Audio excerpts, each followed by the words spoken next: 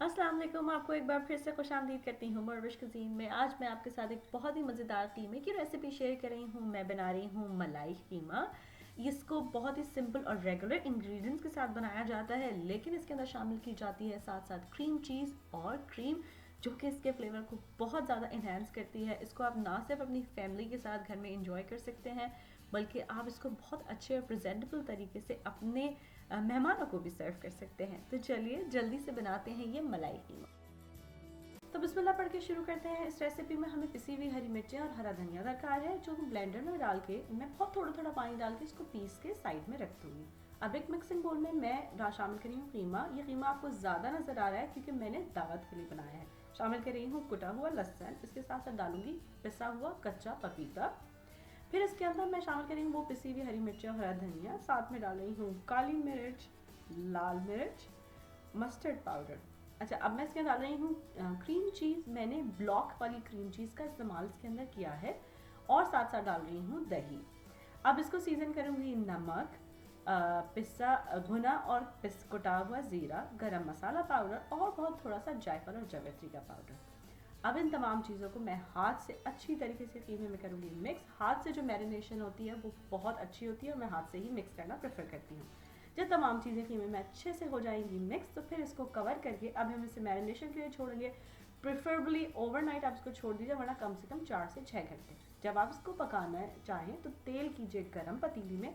आप चाहें तो घी का इस्तेमाल भी कर सकते हैं। फिर मैं इसके अंदर वो जो मैरिनेटेड कीमा है उसको शामिल कर रही हूँ। पहले तेल के साथ या घी के साथ अच्छे से कीमे को कर लीजिए मिक्स। अब आंच करिए हल्की, इस कीमे को ढक दीजिए और अब हमें इस कीमे को इतनी देर पकाना है कि कीमा भी अच्छे से गल जाए और जो दही और कीमा सब चीज़ें जो पानी छोड़ेंगी वो भी खुश्क हो जाए। थोड़ी थोड़ी देर में चमचा चलाते रहिए और आंच हल्की करके इसको छोड़ दीजिए। जब कीमा भी अच्छे से गल जाएगा और जो एक्स्ट्रा पानी है वो भी खुश्क हो जाएगा, तो हम इस कीमे में फिर इसके अंदर शामिल करेंगे जो क्रीम की हमने बात की है। मैं इस रेसिपी में जो रेगुलर विपिंग क्रीम जो हम मीठे के लिए इस्तेमाल करते हैं, जिसको जो हम फ्रीज़र और फ्रिज के आयल में मिलती है, वही क्रीम्स के अंदर इस्तेमाल कर रही हूँ। जब क्रीम हम इसके अंदर डाल देंगे, फिर हम इसको एक बार अच्छे से मिक्स करेंगे और अब हम इसको तेज़ आंच पे पकाएंगे, ताकि जो एक्स्ट्रा लिक्विड क्रीम की वजह से इसके अंदर आ गया है वो खुश्क हो जाए। क्रीम को हल्की आंच पे नहीं पकाते, वरना क्रीम फट जाएगी, सेपरेट हो जाएगी। तो जैसे ही क्रीम इसके अंदर भुन जाएगी और अच्छा सा आपका भुना सा कीमा तैयार हो जाएगा, बस अब आखिर में इसके अंदर हमने देना है कोयले का धुआं।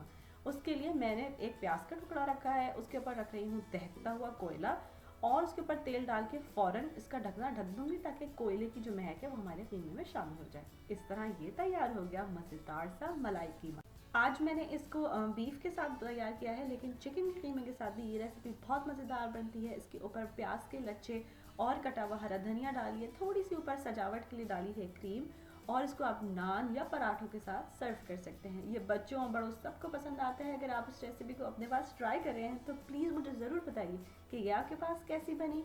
कुछ और सीखना चाहते हैं तो वो भी ज़रूर बताइए। मेरी रेसिपीज़ को पसंद करने का और उनको सराहने का बहुत शुक्रिया। अल्लाह हाफिज़। अगर आपको ये रेसिपी अच्छी लगी तो इन लिंक्स पे ज़रूर क्लिक कीजिए ऐसी और बहुत सी मज़ेदार रेसिपीज़ के लिए।